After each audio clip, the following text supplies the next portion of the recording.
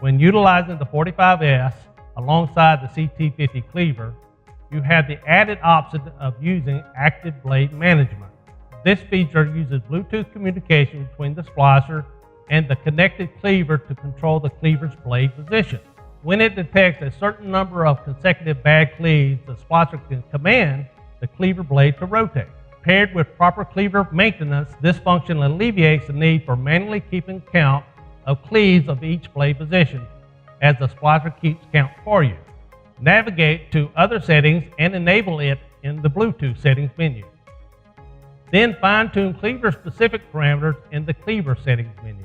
There's also a shortcut to Bluetooth settings on the right-hand side of the home screen along the upper edge.